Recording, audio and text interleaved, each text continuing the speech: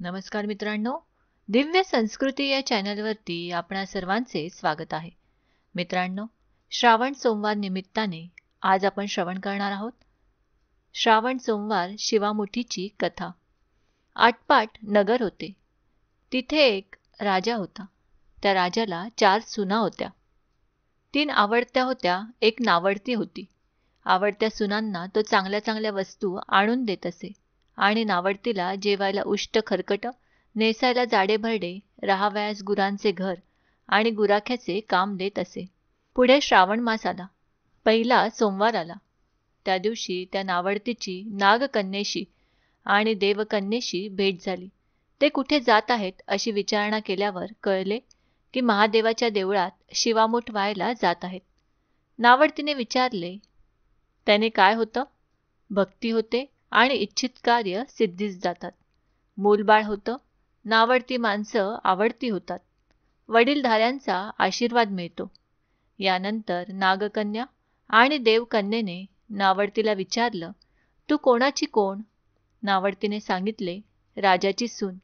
मी देखील तुमच्यासोबत येते. नावडती त्यांच्याबरोबर देवळात गेली. नागकन्या आणि देवकन्या वसा वसू लागल्या. नावडतीने विचारले, काय बोलताय? तेव्हा त्यांनी सांगितलं, शिवामुठीचा वसा वसतो आहोत. या वसाला नेमकं काय करावं? मूठची मूठ तांदूळ घ्यावे, शिवराई सुपारी घ्यावी, गंध फूल घ्यावे, 2 बेलाची पाने घ्यावी, मनोभावे पूजा करावी, हाती तांदूळ घ्यावे आणि म्हणावे, शिवा शिवा महादेवा, माझी शिवामूठ ईश्वरा देवा, सासू सासऱ्या, दिरा भावा, ननंदा जावा, भ्रतरा, नावडती आहे ती, आवडती कर रे देवा, असे म्हणून तांदूळ वाहावेत. संध्याकाळपर्यंत उपवास नाही निभवला तर दूध प्यावे. संध्याकाळी आंघोळ करावी, देवाला बेलपत्र वाहावे आणि मुकाट्याने जेवण करावे. हा वसा 5 वर्ष करावा. पहिल्या सोमवारी तांदूळ, दुसऱ्या सोमवारी तीळ, तिसऱ्या सोमवारी मूग, चौथ्या सोमवारी जव आणि 5व्या सोमवारी सातू शिवमुठीकरिता घ्यावे. पहिल्या सोमवारी सगळं साहित्य नागकन्या आणि देवकन्येने दिले आणि दुसऱ्या सोमवारी नावडतीस घरून आणायला सांगितले. त्या दिवशी तिने मनोभावे पूजा केली. संपूर्ण दिवस उपवास केला. जावा ननंदांनी उष्टमाष्ट पान दिलं, ते तिने गाईला घातलं. शंकराची आराधना केली आणि दूध पिऊन निजून राहिली. पुढे दुसरा सोमवार आला. नावडतीने घरातून सर्व सामान घेतले. पुढे नागकन्येबरोबर जाऊन मनोभावे पूजा केली आणि शिवा शिवा महादेवा, माझी शिवामूठ ईश्वरा देवा, सासू सासऱ्या दिरा भावा, ननंदा जावा, नावडती आहे, आवडती कर रे देवा, असे म्हणून तीळ वाहिले. संपूर्ण दिवस उपवास केला.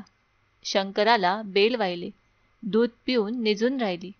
संध्याकाळी सासऱ्याने विचारलं, तुझा देव कुठे आहे? नावडतीने सांगितले, माझा देव लांब आहे. वाटा कठीण आहेत. काटे कुठे आहेत?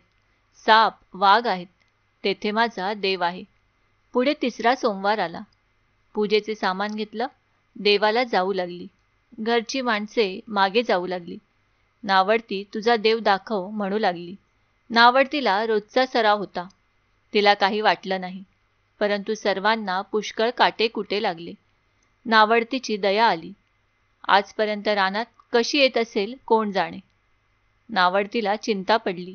देवाला प्रार्थना केली. देवाला तिची करुणा आली.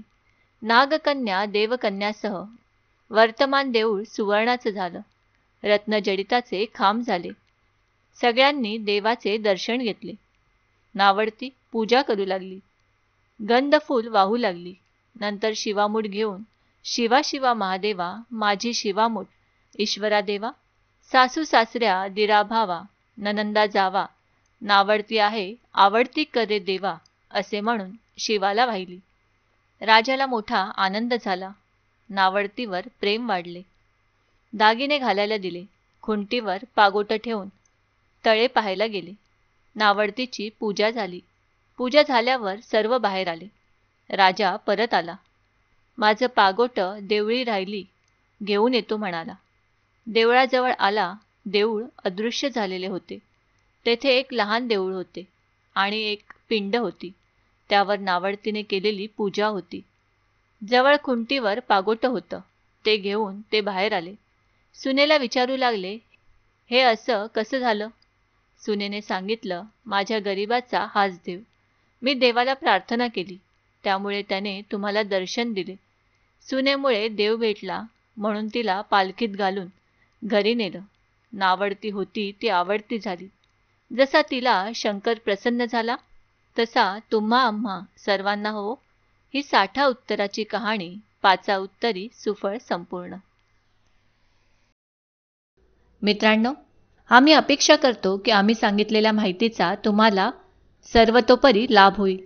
माहिती आवडली असल्यास ही माहिती तुम्ही मित्रपरिवाराबरोबर शेअर करा आणि अजूनही जर तुम्ही दिव्य संस्कृती या चॅनलला सबस्क्राईब केलं नसेल तर आमचे नवनवीन व्हिडिओ पाहण्यासाठी चॅनलला आजच सबस्क्राईब करा.